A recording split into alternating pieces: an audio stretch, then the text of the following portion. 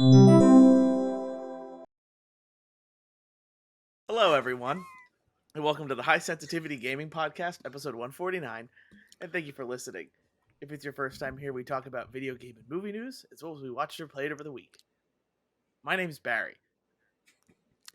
My name is Craig. My name is also Craig. Yeah, let's do We the didn't news.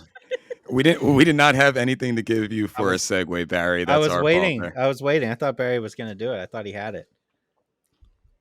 I have He nothing. You know what isn't Craig? The news.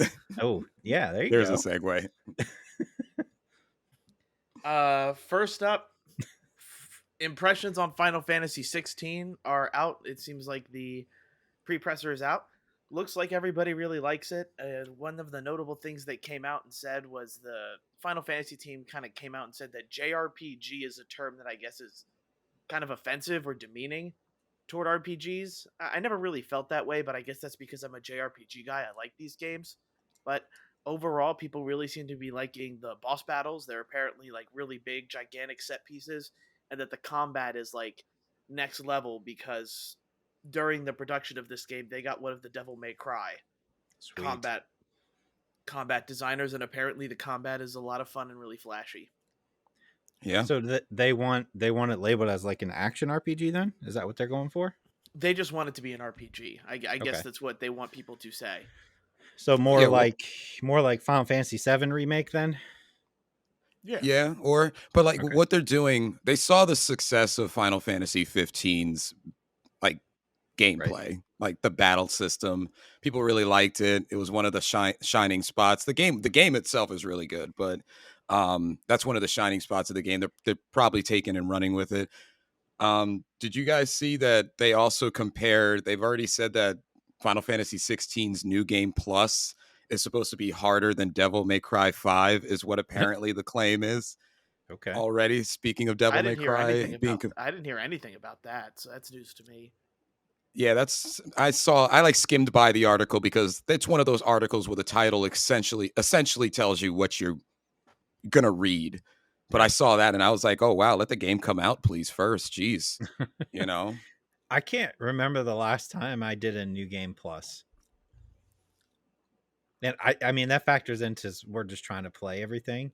But like I don't know the last game that I beat and was like, you know what? Let me go play it again. Not even the Final Fantasy 7 remake, I didn't do it. You know what? I think Deathloop was the only one in the past maybe 2 years that I wanted to I didn't, which I guess doesn't help my argument. But that was the closest that I've ever been to saying, like, you know what? I want to play it again. But I mean, we're playing a lot of 60, 100-hour games, and you're sometimes burnt out by the end, so. Right. Yeah, for me, it would have been Kingdom Hearts 3. That was the last New Game Plus Of thing course it would have. Of What's that course. supposed to mean? I mean, I thought about it for Final Fantasy 7, but then I thought about the amount of hours that I already put into it. I was like, I don't really want to do that again. And then you always tell yourself, oh, I'll go back later and play it, but that never happens. Then you never do. No. Metroid Fusion to Switch Online next week. It seems as though the popularity of Metroid Prime Remastered is kind of spurring them to bring out more Metroid. And I do really think with all the popularity and the reviews that the remaster got, I think we're going to get 2 and 3 remastered here soon. So Yeah. good for the makers of Metroid, good for the team that remastered Metroid Prime, because it seems to have sparked a lot of people back into the series. So good for them. Yeah. Good luck trying to find a physical copy right now. Also, Metroid. Yeah. Still looking for that. I see it pop up like here and there. Like, it'll be like, oh, Target has it. Oh, Walmart has it. And then it'll be gone immediately. Yeah. Yeah. Meanwhile, Barry's sitting over here on his copy, like $200. Anybody? Yeah, right. Right. Here's my rent. Pay my rent, and I'll give you this game. Yeah. Elden Ring DLC Shadow of the Erd Tree is at least announced into production. So I feel like we're going to wait a while for this DLC still, just because they're announcing it in production.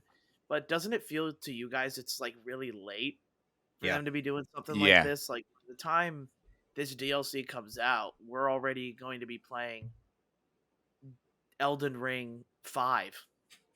Yeah. No, I feel like this means that they want this game to be around a lot longer before they make a new one. That's what it sounds like. Yeah. So this might be Elden Ring DLC for the next year or two. Yeah, with the care and production that they put into the first one, it's going to take quite a while to make something. Especially the bar is set. If there's a sequel to Elden Ring, or hopefully when there's a sequel to Elden Ring, it needs to pop off. To say in a very professional manner, it needs to be great because Elden Ring took the world by storm, and it's hard to top. Thinking right now, Yeah. But bring on the DLC. So for me, I have a couple segments I want to get into, but I wanted to let you guys do your news first. Sure. All right, you ready? Here we go. Let's go. Counter-Strike 2 is real, everybody. There's supposed to be a beta that should be announced very soon. This is a big deal for a lot of people. I have not played Counter-Strike in a long time, but Counter-Strike Source way back in the day, like when I was in college, that's all I played. So I might check out a new Counter-Strike. How about you guys? I think I would. I mean, yeah. I say that with like little enthusiasm when in actuality, Counter-Strike back when you could claim that you weren't as good because you had a 56K connection, Yeah. When you were trying to get that nice K to D ratio with the bad internet, that was when I was playing. I played a significant amount in middle school, I guess that was for us, like around middle, so Day Dust, CS Office, Day Prodigy, like all of those are the OG, which are considered OG maps right now that I played like when they were out. So I mean, if I had people to play with, like Craig, you just said you're interested, I would definitely be down. I don't think I would solo that. No. But I think I would get into it as much as if you had like a group down to play Destiny 2 or a group down to play Call of Duty, like that kind of thing. I think I'd get it back into it. Definitely. Yeah, for me, I never really got into Counter-Strike. I only really got into PC gaming like less than 5 years ago, I think. So it's just something I never played. Like, good for them that a second one's coming out. But I just know competitively, like, how do you repeat the success that's come from like Counter-Strike Global Offensive? Like, it's almost like you kind of can't unless you're really trying to, unless it is the same thing with new maps, or it really like tries to push the boundary, which you just have to see. A lot of the times these game developers don't want to, if it's not broke, don't change it or fix it. So yeah, true have to see how many people switch over. I think they will. I mean, they'll bring over all those people that want like the skins, right? I'm sure the skin community will be thrilled for new ones. Skin game, yeah, selling them for skin game, insane amount of money. The loot crates. Some other this one's more in the rumor category. We might be getting an Xbox Series S toaster. How do you feel about that to go with your Xbox fridge? What?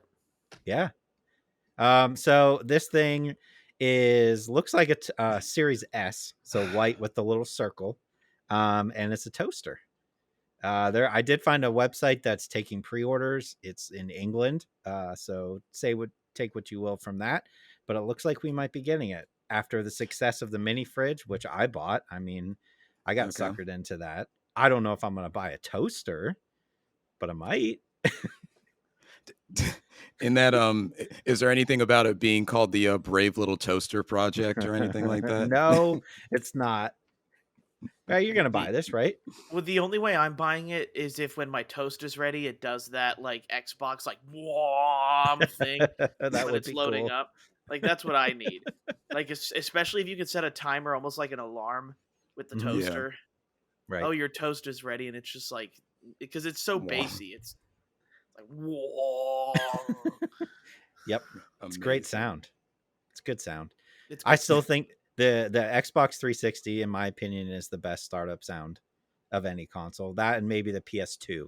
Yeah, PS2 is like PS2 is the classic. Oh yeah, PS1 as well, but the PS2 was just that thing was loud. Yeah, and like when you're playing it late at night and you have to remember to like mute the volume or turn it all the way down. Oh my gosh! Hit the power button, forget. Yeah. Whoa! Everybody in your house is awake now. Yeah. Definitely got caught by my parents trying to play late at night with that freaking sound. Oh my gosh.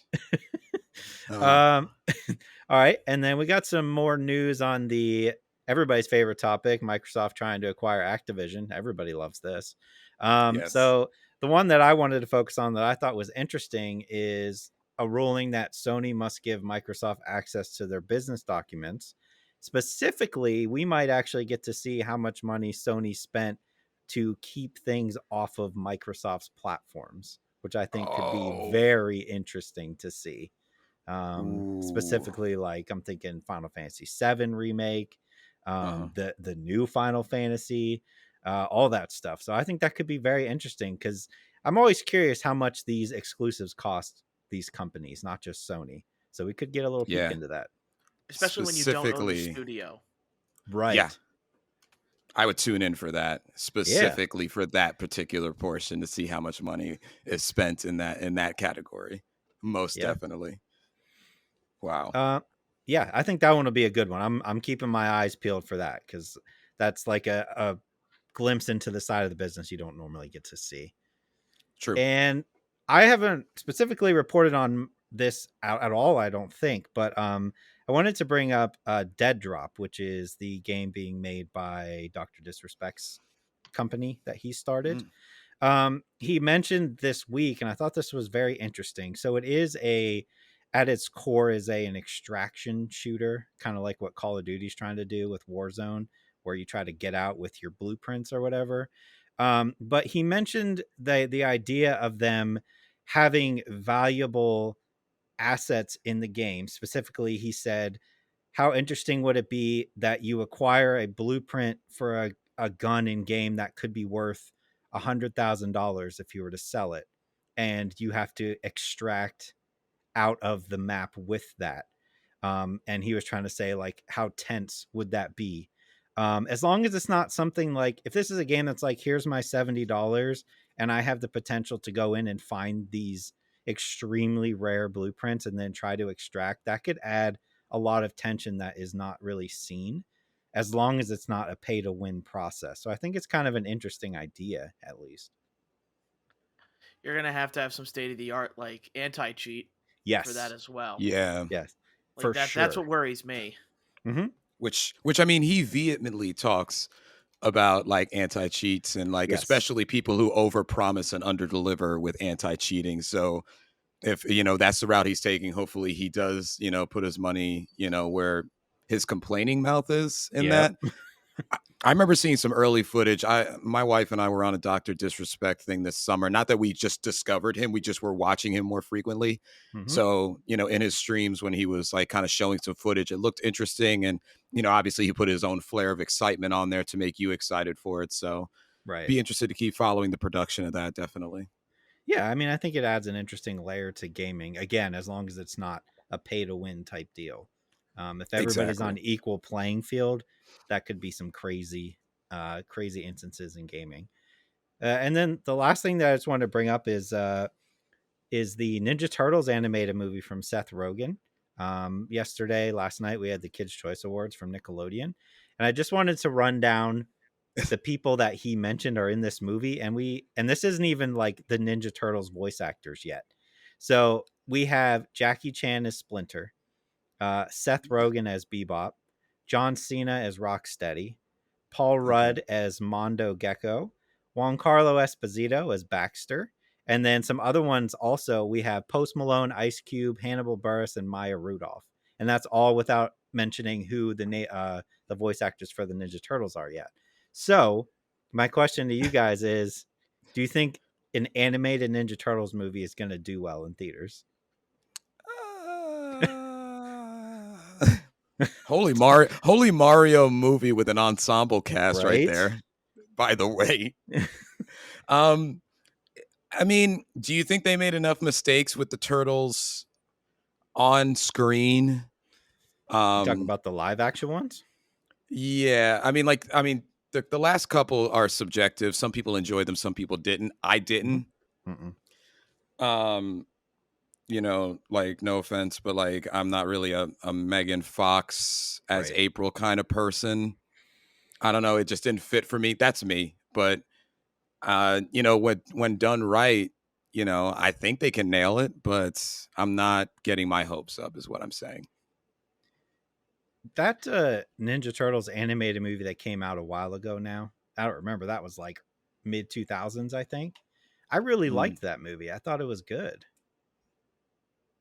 Yeah, with I don't Teenage remember if I Mutant saw Ninja that. Turtles, like I just want for the most part, it kind of depends. I think this movie could do well if it's kind of stuck in the middle of two places. There's people who want it to stay kid friendly for the fact that you can get new people to like your IP if Right. you make it kid friendly.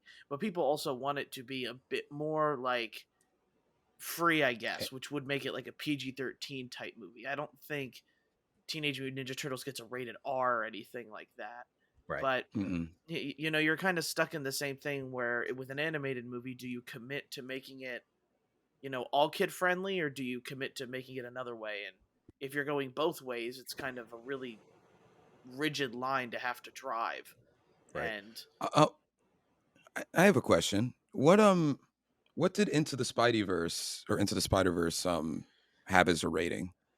PG-13, yeah, I Okay. believe. I was Yeah. I was trying to get like a litmus test of what you can do like with like anime style with what rating you're allowed Right. because I mean that's the happy medium right there is It's PG-13, it's you PG. know. I just checked. It was it's PG. PG. Yeah. Oh, it's PG. All right, so In the Spider-Verse did it. Yep. So they were able to make an amazing awesome Yeah. like anime adaptation with a PG rating. So there it is, bar set. Yeah. I think something like this has to be PG just to appeal to everybody and make the most money, especially with that cast. Yeah. Yeah, and if we're thinking, we think money, they try to appeal to the most amount of audiences as well. So there's also that's just the underlying factor too. True. But that's all I have. Shove it your way, Craig. All right. So speaking of movies, Ooh. it is revealed that there is a Dead by Daylight movie adaptation coming to life. It's by the same people that did do the latest Mortal Kombat adaptation, which definitely shows some promise there. Mhm. So also the Atomic Monster, who is the studio working with Blumhouse on it, they were also the ones who did Malignant. Mhm. So I'm I read it and I was like, I think I was both on like a interested side and a disinterested side. I think my disinterested self was wondering how they make a movie adaptation, but the really interested part of me is just that Dead by Daylight literally spans so many different, and now when you partner with Blumhouse, you have so many different scary genre, well, not scary genres, scary adaptations you can use in that. So are they going with a cabin in the woods last 20 minutes kind of thing where you just Yeah. shove a bunch of monsters in there, or like I don't know, I'm intrigued enough. I don't know what you guys think in terms You of know, that. my first initial thought was Dead by Daylight was a game basically made off of the premise of a horror movie, and now we're making a horror movie again off of the premise of the game. It's like full circle. So I mean, I think they can do it, but yeah, I think they got to have a lot of varieties of monsters. You probably can't use all those big IPs that the game has, right? They have a few, don't they? I haven't played it in a long time, but I feel like they Yeah, pulled in they do. some bigger IPs, so maybe they can't do that, but I don't see how it doesn't work. It's a horror movie game now being made into a movie, so it should work. Yeah, and on top of that too, Dead by Daylight doesn't really take itself too seriously with story, so Right. you really do have a lot of freedom with just to make the script how you want it to, and not have to really abide to any of the game's lore or anything like that. So I it's not like the Uncharted movie where you have all of these set pieces and stuff you have to do. Like the Dead by Daylight is pretty much just a regular online multiplayer game, not a lot of story that's put into it.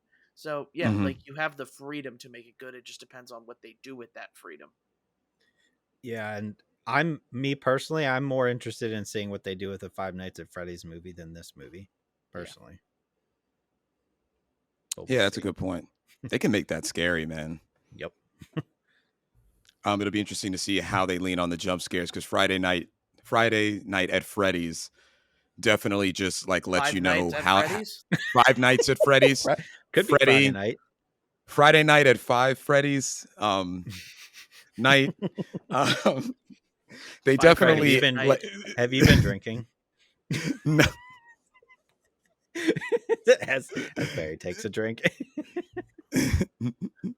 yeah, I don't know. Like they're able to do those scares in a very they let you know how you're going to get scared throughout the entire game, like right up front. But we'll see Yeah. what they do with that too.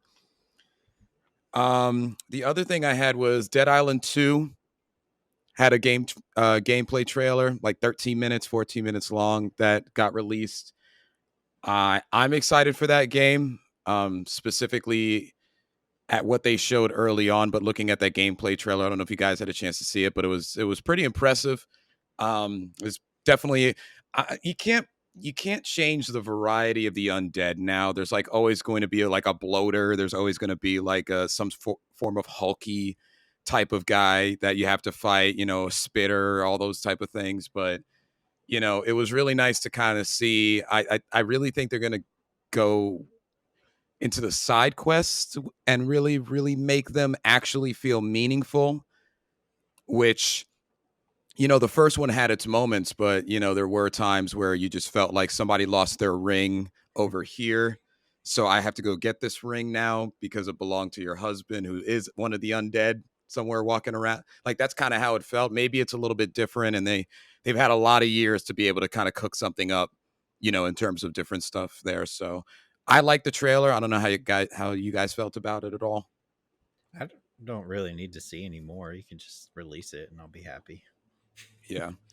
Yeah, I'm pretty indifferent toward most of it. I did like how the trailer went into like kind of the new blood or like the flesh feature that they've kind Oh of yeah. brought into it.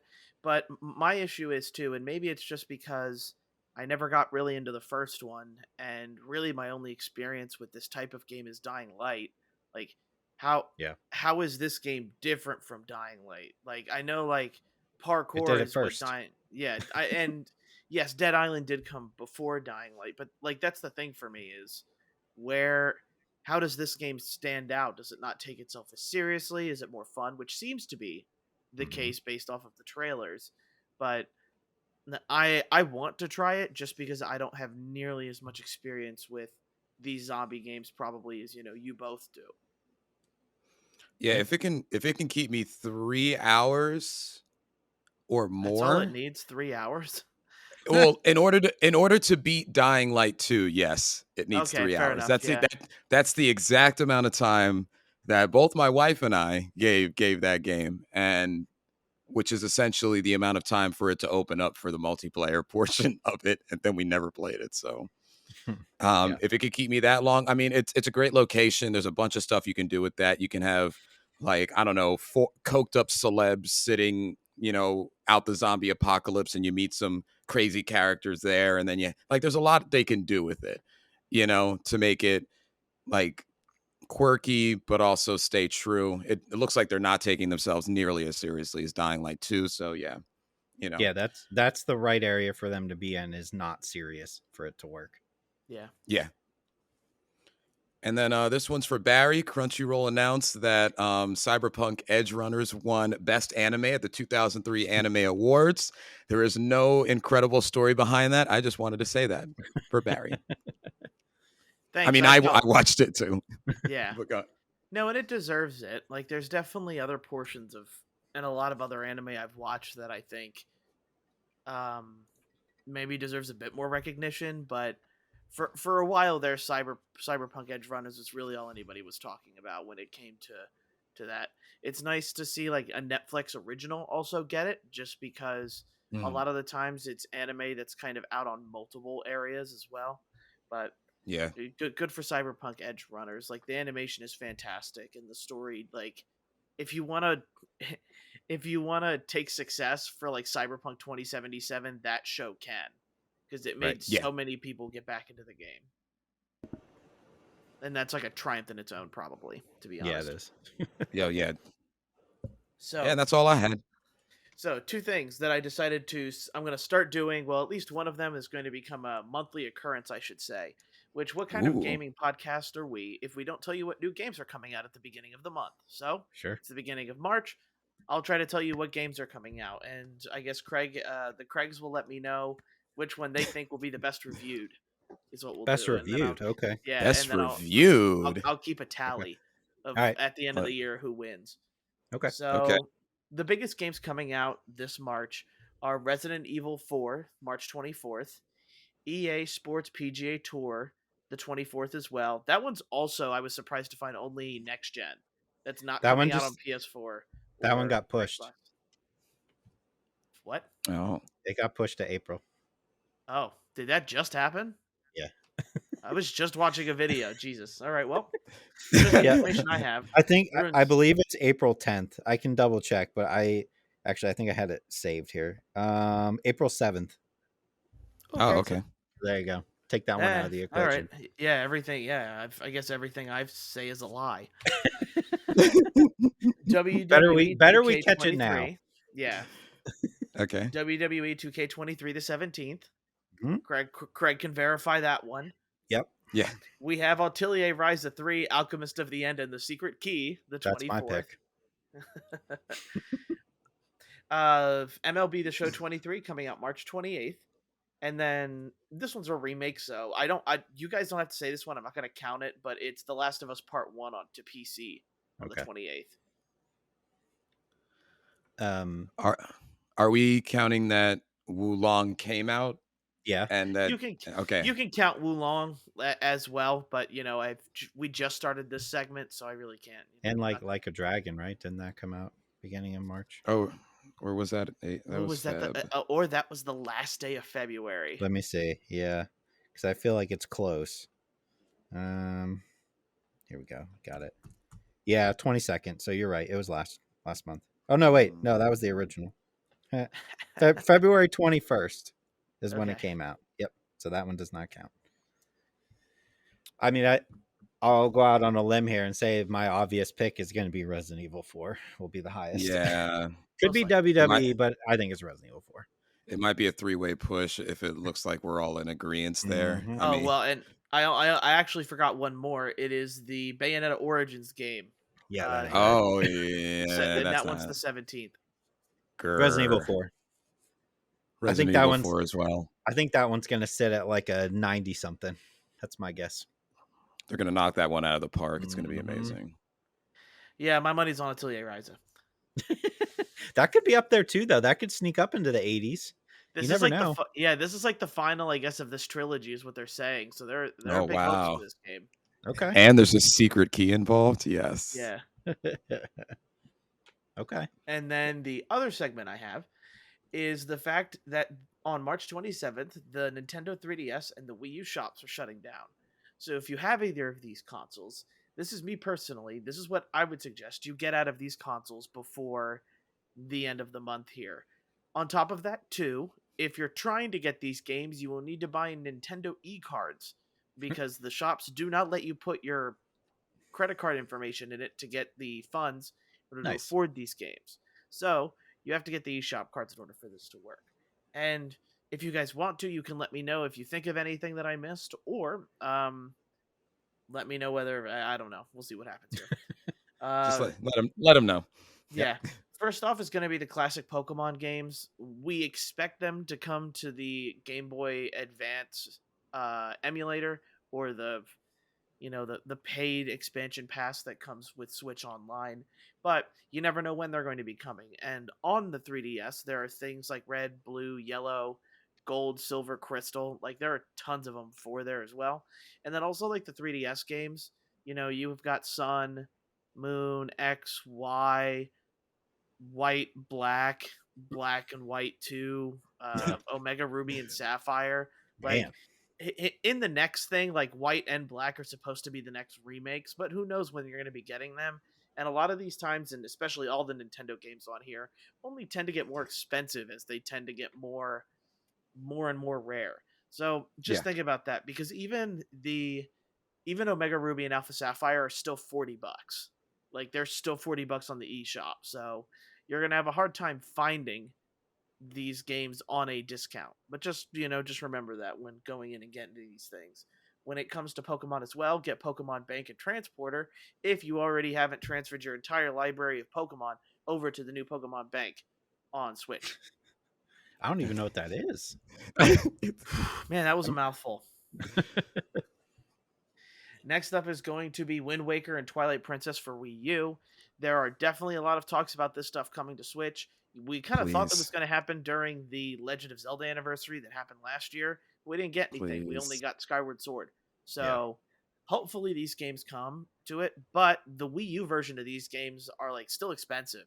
The amiibo that came with Twilight Princess with Wolf Link is one of like the hardest ones to find because it only came with that game, and on top of it, they don't sell the game anymore. So if you're just looking for it, just keep it in mind. Especially, I feel like these two games are the only remasters that came to Wii U that they haven't remastered onto Switch yet. So it feels like it's only a matter of time, but Nintendo's really weird with this stuff. So the start of the Xenoblade Chronicles, which would be Xenoblade Chronicles X, there isn't much to say there on Wii U. If you like the Xenoblade Chronicles, this is kind of the first one that started it, and it was kind of a sleeper hit. Not a lot of people knew about this game, and a lot of people liked it. It was one of like the highest ranking Wii U games that they had come out for that, and they didn't have a lot of Wii U games that came out before they shut that thing down.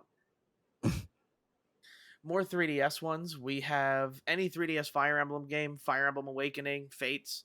Both of them are still $40, and you'll be hard pressed to find them for anything else. So just keep that in mind. A lot of these are Nintendo games, and it's pretty obvious that you should be getting these, but they still charge the MSRP for it, which is different if you try to go on to eBay and get these games for. Some people are going to try to sell them for $60 or $80. True. Kid Icarus, the 3DS game. That's one of the hardest 3DS games to find. A lot of people like this on-rail shooter. Reminds a lot of people of Star Fox 64, which is also on the 3DS. But that's definitely one to pick up because it's one of the few games that I think I really haven't seen like a sequel of or anything like that since then. We have Legend of Zelda, Oracle of Seasons and Ages that is also on there. If you like those ones I think are going to come to Game Boy Advance at some point. We already have Minish Cap, but we have to wait for them. And then finally is another Fire Emblem game, but this one is on Wii U. It's a Fire Emblem and Sacred Stones. It's a Game Boy Advance game.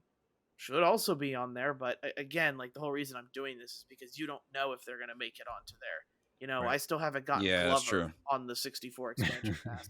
So, justice for Glover here, guys. Glover's great. Do you mean Danny Glover? I'm just playing. Play Glover? No, I'm just playing. Classic. And give me my Diddy Kong Racing. Yeah, Diddy Kong Racing, but I don't think that's available on any of them. I actually have to check if that's available on Wii U or not.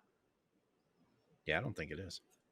But yeah, that's it for my segments here, and that's probably it for the news. So thank you guys for listening to that. And now we're going to get into games, which for me, literally the game I can't stop playing is Final Fantasy Theatrhythm Final Bar Line. Okay. All right. I have my impressions on Like a Dragon, Ishin, and also Wo Long. What's the Fallen Dynasty? Is that what it's called? Yeah. Yep. Okay. Wo Long, yeah. All right. That's the only game I played. I did a little bit more Fire Emblem, but what I was really playing was Wo Long when it came out on Friday in Game Pass. So I got my impressions as well. Okay. So I'm kind of the odd one out here. I'll do Theatrhythm Bar Line. Yeah. I want to play that game so bad. Theatrhythm Bar Line, I do have to say, is probably like my favorite rhythm game to come out in a while. This game has over 300 some odd songs to pick from. And it does like the little RPG type stuff where you can level up as you go through each title. You get the characters from that title and you can level them up. And then there are also little quests, but the amount of songs in these games are nuts. Like each game has 14 different songs or something like that. And for example, like they separated Final Fantasy VII, for example. There's Final Fantasy VII, there's Final Fantasy VII the series, which includes Advent Children and Crisis Core, and then there's Final Fantasy VII Remake. Like there are three different piles of Final Fantasy VII to get your songs from. And there's just a ton of remixes, a ton of piano versions, a ton of almost like electric versions to some of these songs. There are so many songs in here, and on top of that, like I feel like the DLC pass is a no-brainer at this point. You get Live Alive or something like that, I think, or Live Alive, you know what I mean. Mm-hmm. But near games, Chrono Cross music is coming into it. Like there are so many songs coming to this game, and the gameplay is just addicting. Like it's just really easy to get into. The little character, it's all just so simple. It's easy to pick up this game and play.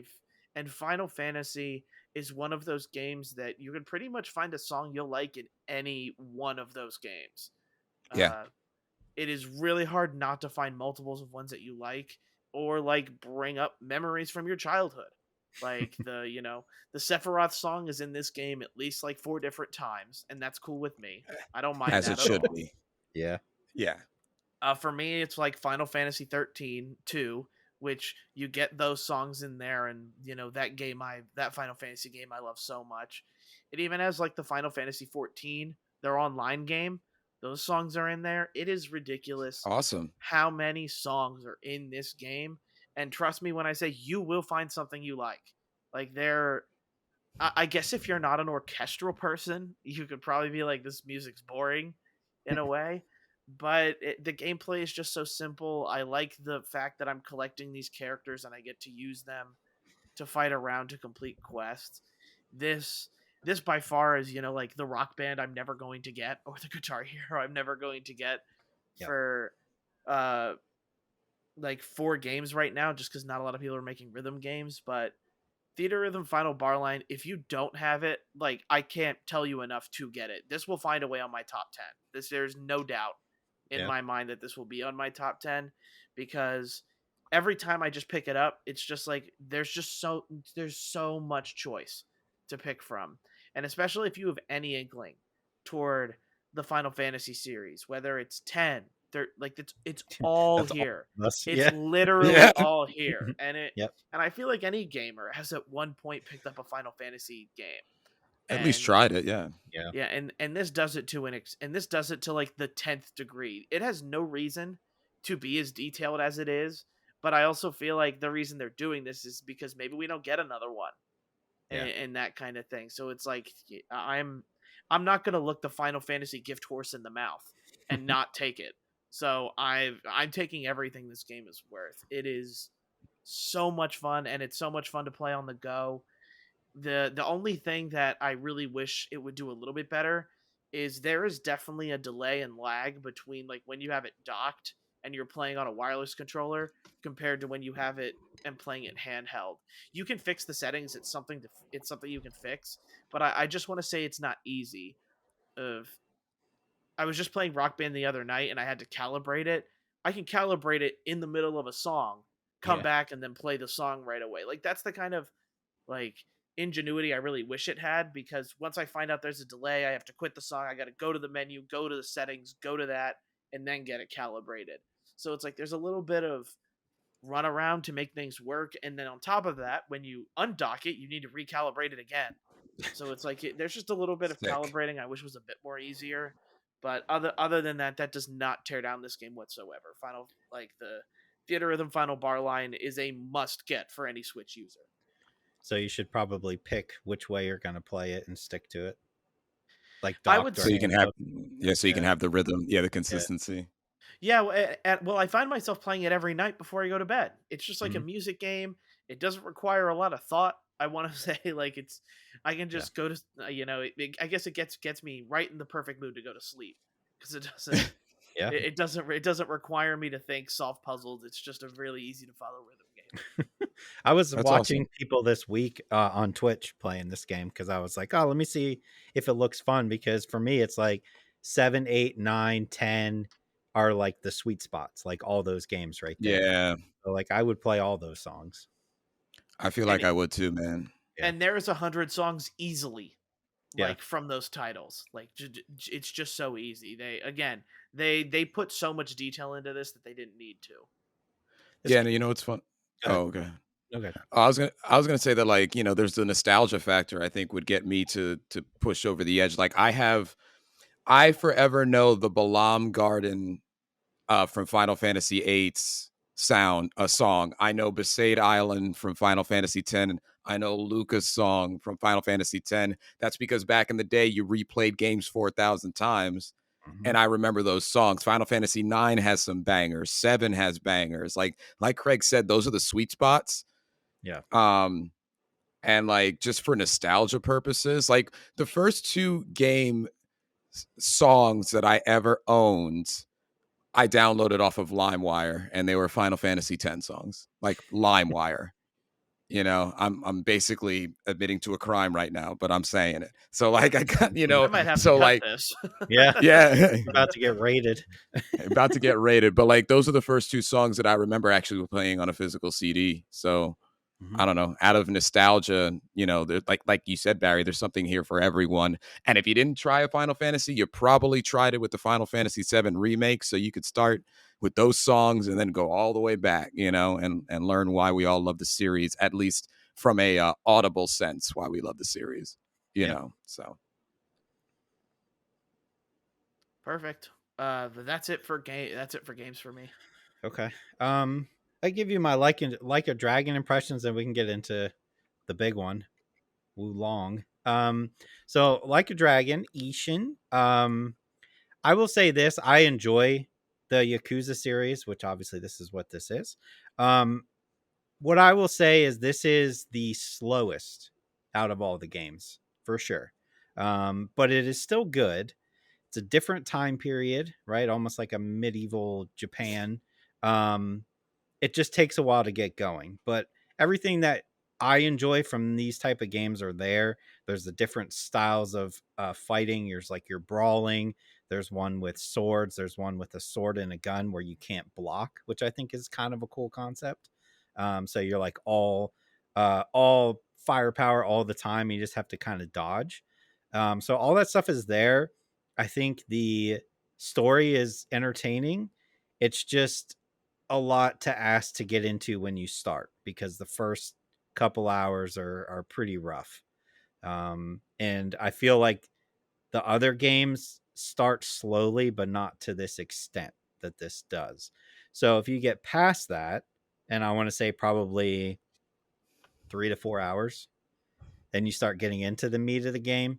That's when you're going to be like, okay, I enjoy this, but that's a big ask, right? That is like a big ask. 3 to 4 hours to get through, everything they're setting up is a lot. And it's not like it's super entertaining stuff. It's like you're coming back home to where you grew up. Your father asked you to be involved with your brother who is trying to overthrow the government, basically.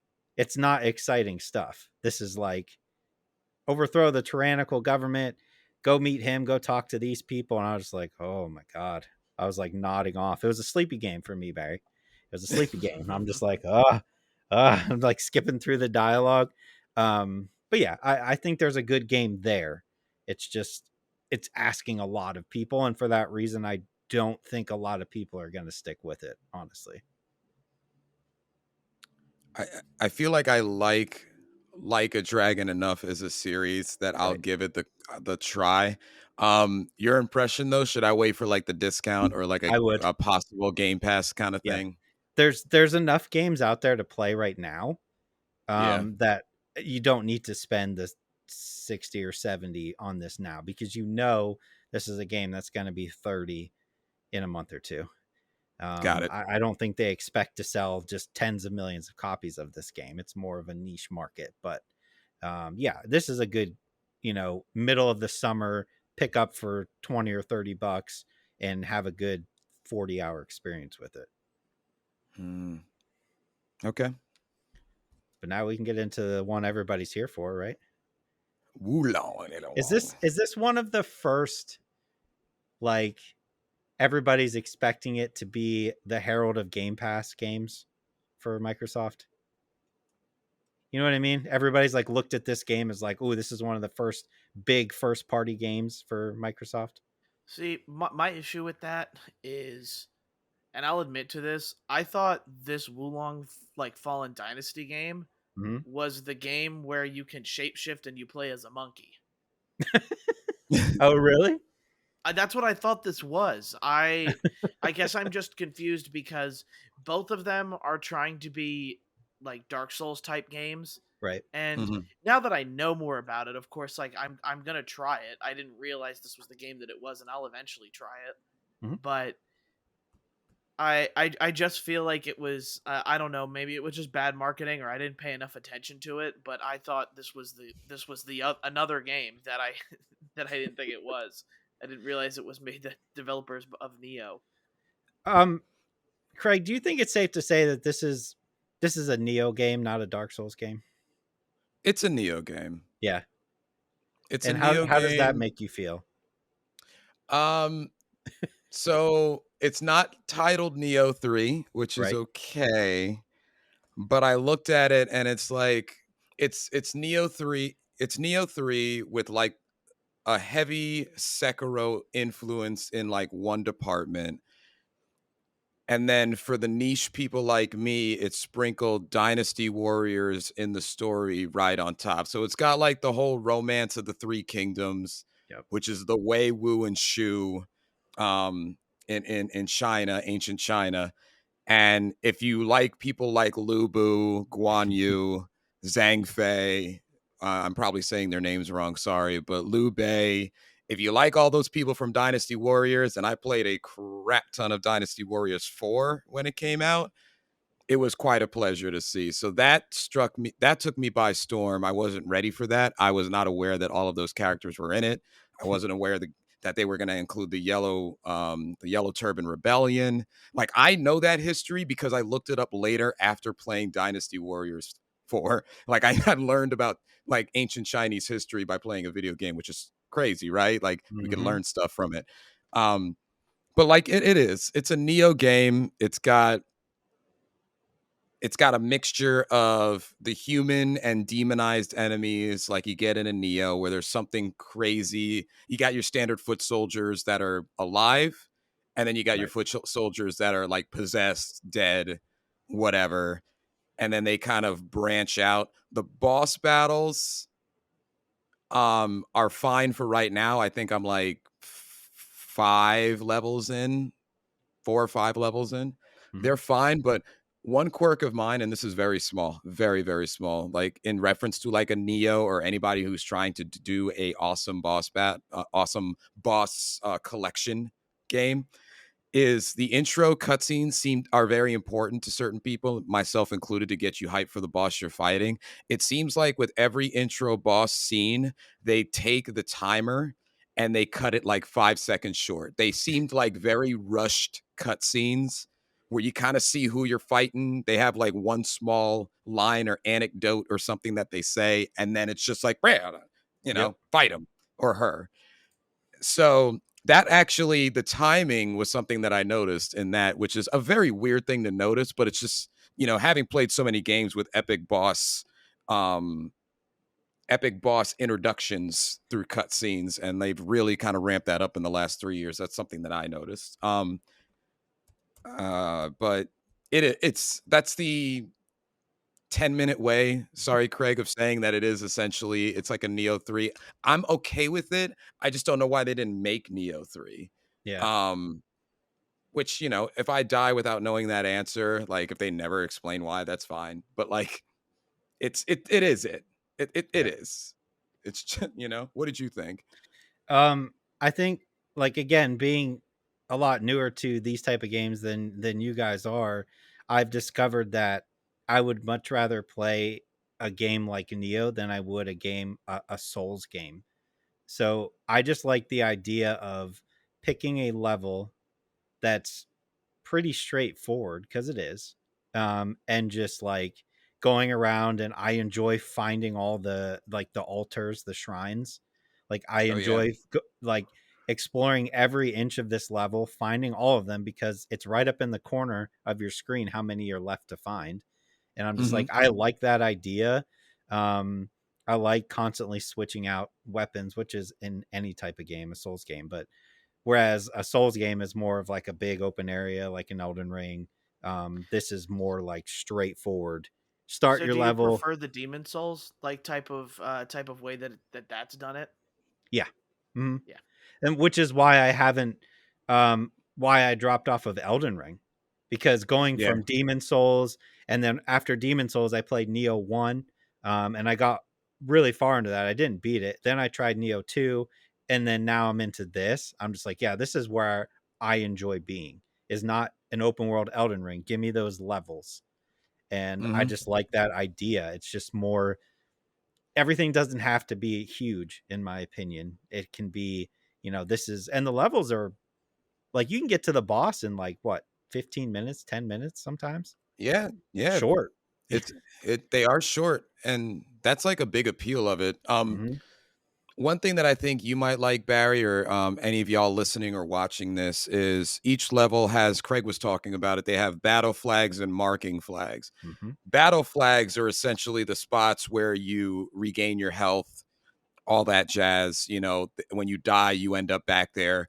Marking flags you find throughout the level, and they raise what is essentially your confidence Yeah. in the game. So like, it's like really hard to explain now, but essentially the more marking flags you raise, the more confidence you give your character within the level. So I think the max is 20. Yep.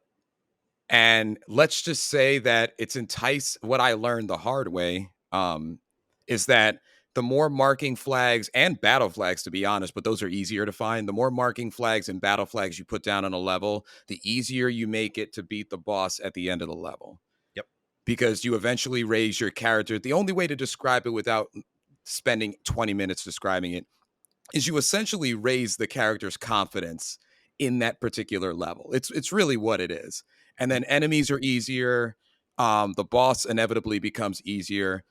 The other thing that they focus on is having a partner to play Yeah. with. When I say a partner, I mean like not actually playing with somebody. I mean like you should be walking around with one of the many partners that you get in the game. And this is where I go back to the names like Guan Yu, Liu Bei, things like that. They accompany you on these missions. The more you play with them, the more you raise their level. But like a lot of these levels do be, this is where it's not Neo and where it's not a Souls like. A lot of these levels are a lot easier with them. Yep. This is, if you want to step into a game that's trying to be a Souls like, or is branded technically a Souls like, it's this game. This game is easier, Yeah. so to speak. And I Um, I enjoy that confidence level. Like, it's right there underneath your character at all times. So you'd be like, oh, I'm mhm, confidence level 10. And then if you die, you go down one, which mhm, is cool. And then like the person who kills you goes up one, um, exactly. which is cool. So like if you get killed by some random, not even a boss, but like you come back and he's a level higher, so he's a little bit harder to kill this time. I like that idea.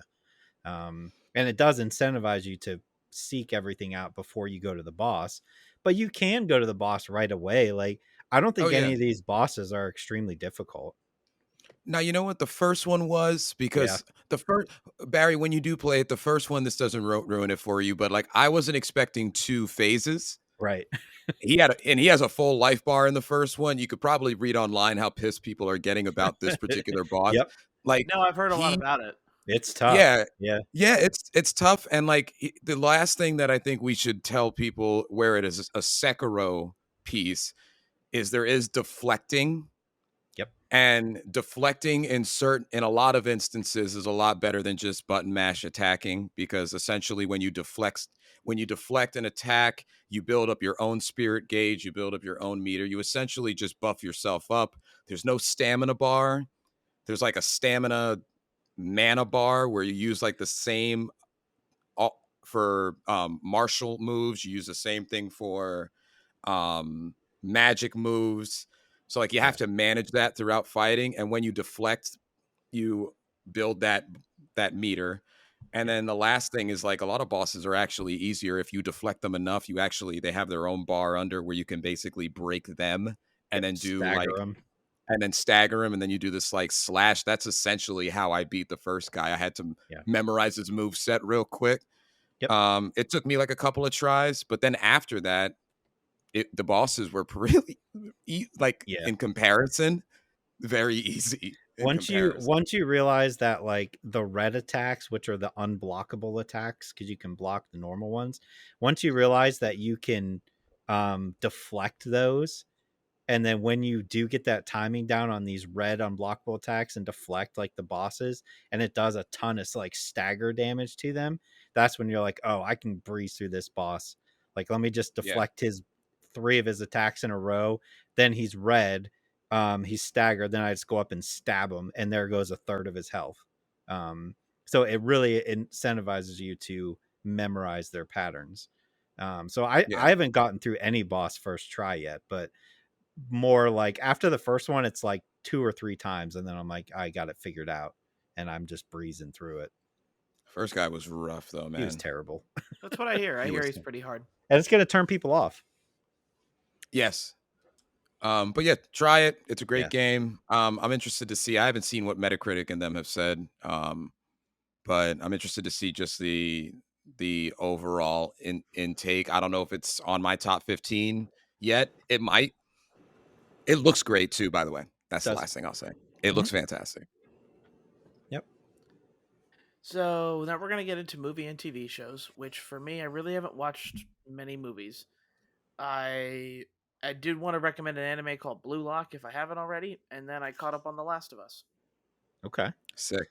So we're recording before the next Sunday Last of Us. So we talked about Craig and I. We talked about The Last of Us last week. But I did watch The Whale with Brendan Fraser. Oh, I'm interested to hear your take, please. Mm-hmm. It occurred to me that I said a movie in the last podcast, but then we ran like 2 hours that, and I think I just forgot about it. But I did talk about watching a movie called Your Place or Mine last week, and I didn't actually talk about it. So like that'll be that. And then I am interested in hearing Barry's take on the Last of Us episode, and then us just commenting on his take, just like building that up, because I want to know what you think, Barry. Yeah, so for me, I have the oldest of all the impressions here, so I might as well just do that. Last of Us for me, Left Behind. It is a little strange never having played the DLC, and Yeah, you got a I, different view. yeah, Yeah. I did like the episode. The only little parts I know about the DLC, of course, are it's very Last of Us fashion, where the person that she's seeing dies, and Yeah. I just didn't realize, is the DLC just all about their time in the mall and just doing Yeah. doing like fun stuff. So Yeah. It's like mixed in with some other stuff, but yes. yeah, but they hit the main points of the DLC. I imagine, is that what Mhm. it was? They Because did. overall, I really enjoyed this episode. It doesn't get me like as emotional as the Bill and Yeah. Oh the man, like yeah. yeah That one's hard to like beat. yeah, like that Bill episode Mhm. there. But it does go to prove that like Bella Ramsey, the girl who plays Ellie, was she is the perfect choice. She does such a good job, Yeah. and people I know were angry that it wasn't other actresses that got to play actresses or actors for it, but like overall, it is just she does a fantastic job, and she like earns her right to carry an episode on her own if she needed to. Yeah. And I thought the character that came in to play as like the love interest was very easy. Now, um, does it kind of go what happened after that moment? Because like in the episode, they have kind of the heart to heart moment where it's like, hey, we're all going to the same place, but some people get there and earlier than others. And then Ellie puts her head on her shoulder, and then it just kind of warps back to present time where she's trying to find the stitching for Joel's Right. injury. So is that how it ends in the DLC too, or do you get to see her love interest turn, or do you get to find out what happens or see what happens? I guess. I don't think you. It's implied that she died and Okay. Yeah. turned. I don't think you actually see it though. I don't I'm think you trying to do think. either. Because like the whole DLC is like the time, isn't it? Like she's trying to find first aid stuff for Joel in the DLC. Yeah. Is she not? Mhm. So like she's running around a mall. Right? Am I remembering that correctly, Craig? Like you're Mhm. running around a mall trying to find first aid stuff to fix Joel, and then also the flashbacks of her in the mall. I think that's the whole Yes. thing. It's been Oh, No, okay, it's so that it's been, a that little is bit different. yes. yeah, All right. Yes. yeah. Whereas Good. in this one, she didn't like leave. She Right. had the whole flashback basically at the top of the stairs when she had her hand on the knob, or Yeah. at least the majority. Yeah, and then they went back to it. But they Okay. didn't So need to. They didn't need to do what the DLC did. The DLC did that so that you were doing stuff like action oriented stuff, because there was like raiders in the mall. When she's yes, like going around trying to find this stuff, and there's raiders trying to kill her. You don't need that in the show. That was just there in the game to give you something to shoot at yes, in between the flashbacks. And not that the flashbacks were boring. Like it was fun walking around. Um, hmm Putting the masks on and walking around the store was cool. The yeah. arcade was cool. It's all cool. And they did it right. They Yep. had one lone zombie, or sorry, Yep. one lone zombie that wasn't accounted for. Mm-hmm. And I mean, to be honest, from his initial I don't know if I was just getting antsy, but from his initial like waking up moment to when he actually struck, I felt like was an hour and a half. But like that was just me. I was like, he's not up yet. They can't hear him. Like, so Yeah. it was I really enjoyed that scene with them playing Mortal Kombat 2 specifically. That brought Because back. in the game they didn't have those rights, right? So they had to Yeah. use, I forget what it's called in the game, but it's like some other fighting game. Schmortle Schmombat. Yeah. Yeah. Bortle Wombats. I had a lot of fun picking out all the product placement in the episode too, because there's a ton. As did I. Yeah. Yeah. And then just for finally the shows, like another anime show I recommend if I haven't talked about it yet, it's Bluelock, and it is a soccer shonen show where a lot of these times these sport shows tend to be all about teamwork and being friends with each other. The Bluelock show tends to have kind of a little twist on it where it's all about creating Japan's next greatest striker, and that's all about being an egoist is what they call it. So they compare it to Lionel Messi, Cristiano Ronaldo, but the reason these players are great is because they force themselves to be great. Like they're egoists, they want the ball. So Mm. they kind of go into it, and they're in this. He picks like the top 250 players in Japan to create themselves as like egoists, and you get to learn more about the players. I kind of just enjoyed this series just because it's not everybody friendship, haha, fun. We're all friends. Let's be friends together. Uh, all of these soccer players want to be the best, and they're kind of selfish, which is the whole point.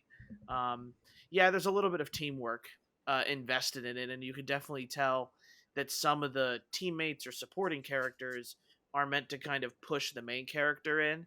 But as someone who likes soccer, if you're looking to just make soccer interesting and fun, this anime show is just so much soccer fun.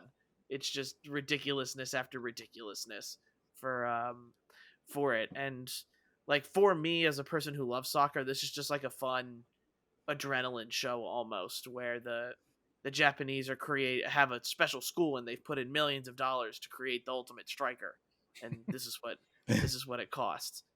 Okay. Nice. I'll have to get into that. What's it called again? Bluelock. Bluelock. Okay. Wasn't there another anime that revolved around soccer that was big? There's like Aoshi, I think, Okay. is one of them. There's also Captain Tsubasa, which is probably what you're thinking of. Right. There was a game That's too, kind right? of it's a very old timey one. I feel like there was a game on like PS4. Captain Tsubasa. Yeah. Yep. Okay.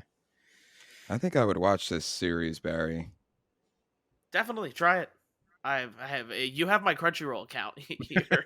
There you I go. do. It doesn't cost anything to Double watch guns. Uh-oh. Yeah. You're about to get shut down for saying that. They're going to shut down your account for sharing. Nope, I already paid for the multiple screens. They Nah, can you're come good. find me. Come find me. All right. So I can go into The Whale. Yes, please. Brendan Fraser's Oscar push, right? It's one of the most depressing movies I think I've ever seen. But it's phenomenally well done. The fact that you can have a 2-hour movie that literally takes place in one room and not be bored is crazy. There's only 6 people in this movie. It's like the epitome of like almost like a stage show, right? Just Mm. only a couple people in it. Brendan Fraser 100% deserves an Oscar for this. Just pulling off, I mean, everybody knows the premise, right? He's extremely overweight, he's obese, and it basically just deals with how he became that way, and pretty much all his feelings around that. Sadie Sink, which you know from Stranger Things, Oh yes, she plays his daughter, and that's awesome. it's so crazy to see her. This is so different from her because she is just the worst person, the worst. She's an awful human being. That's the whole point. It's literally, Brendan Fraser's character Charlie is so overweight that his heart is failing him. This takes place from like Monday to Friday, so 5 days, and he knows he's dying, and he's trying to reconnect with his daughter in that time, and he teaches from home on his laptop. He's an English teacher, so it all revolves around English. But it's so well done, and it's just like I really, really like this movie. It may end up in my top 10 at the end of the year, but it is just like it's tough to get through, like you just feel like so bad when the movie ends, you're just like, man, there's no I mean, there is like a redeeming, I guess, end, but it's just like nothing really good happens in this movie. It's just Oh bad after jeez. bad. You know what I mean? But it's definitely something that everybody should watch. And again, if he doesn't win something, I'll be extremely upset because he for sure deserves it for this. I have to get in the right mood to watch that movie then. Yeah. Like, Yeah, if just mentally prepare yourself because it's yeah, tough. it feels like the Joker for me. I had to like be in the right mood to watch the Joker, and it's Yes. probably not Oh as my god. depressing as It's the pretty Joker is. depressing. Well, no, I mean like the Joker is Oh, like not as depressing as yeah. the Whale, most Yeah. likely. Yeah. Yeah. So it like I don't know. I wouldn't be able to watch that movie right now. Like that would be for sure me. Like it's just not. I'm Yeah. not in that right headspace to do so. Right. Yeah. I for sure watch it, but watch it on your own time, right? The time that makes sense. Um, and there's plenty of time. It's on digital now to rent it. I'm assuming it probably comes out on Blu-ray sometime soon. I would think it'll probably end up Okay. being streamed somewhere eventually. But that being said, like paying for it now, I think is worth it. Okay. Might have to give that an old watch too. Good luck. Yeah. All right, so mine, my only one is Your Place or Mine. I'm not normally a romantic comedy type of person, but I did watch this one. This one stars Ashton Kutcher and Reese Witherspoon as the two leads. They essentially were two people that hooked up when they were younger and then decided not to do anything about it, but remained very, very, very call each other every day type of friends. They grow up. Reese Witherspoon is an accountant for the same school that her child goes to. So she's a mother. And Ashton Kutcher's character ends up becoming like a high powered businessman. And they talk and talk. And it turns out that Reese Witherspoon has to actually head out to where Ashton Kutcher lives, which is in New York, for a accounting program. It's like a 2-week thing to like help propel her career. So they end up swapping houses so that she could stay in his really nice New York apartment for the 2 weeks that she needs. Meanwhile, Ashton Kutcher being the nice friend, but you could already tell that they love each other deep down because it's a romantic comedy. Ashton Kutcher decides to go to her LA home, which is a nice, modest teacher salary LA home, and help take care of her kid for the 2 weeks. So it's a really nice back and forth. They have great they do have a great chemistry between them, and there's a lot of nice jokes, but it's essentially Ashton Kutcher's character who's now taking care of a kid when he really never had to take care of anybody except himself.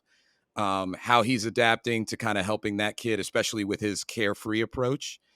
And then you have Reese Witherspoon, who's the very overprotective mother, and for good reason, just to protect her child, single parent, being without her child, and also like exploring and being fun for a second.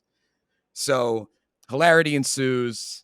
And I recommend it, especially if you're not a romantic comedy type of person. There's definitely, if there's eye candy in it for all of you who need eye candy, because Jesse Williams is in it and he's handsome. You know what I mean? So what was it? What was he in? Detroit Rises? Detroit Becoming Human. He was the android in that. If you want a video game reference, Steve Zahn's in it. And there's not a huge cast of characters, but definitely Ashton Kutcher and Reese Witherspoon take it away. So I recommend it, especially, like I said, if you're like me, who's not normally a romantic comedy type of person. Like consistently, I can watch them, but I'm not always selecting them myself, you know? So yeah, it's a good one. Not going to be on my top 10, but definitely worth a watch if you have some free time. Sweet. Cool. Well, anything else you guys want to talk about? Nope. All right. No. Go ahead and end the podcast there. I want to thank everybody for listening. And if you did enjoy, please make sure to share it with a friend and leave a review on your podcast listening platform of choice. It helps us get more recommended out there. I do want to send a special thank you to everybody who's been commenting and watching on YouTube. We've been getting a lot more views. We've been getting some people commenting. I just want to say thank you to those people who have been watching it. I'm pretty sure I know who one of them are because you kind of make it obvious. Regardless, regardless, I do want to thank everybody who's been supporting the YouTube videos. It means a lot considering how much effort yes, it I does. put into those. So make sure to follow us on Instagram, Twitter, and Twitch if you're interested. If I could ever get my Switch to ever go back to like working when streaming, I would probably stream Theatrhythm, but I just can't seem to get it for whatever reason. I don't know. I have too many issues with streaming. That's why I can't do it. But regardless, thank you for all the support, and we'll see you guys next time. See ya. Bye. Later, guys.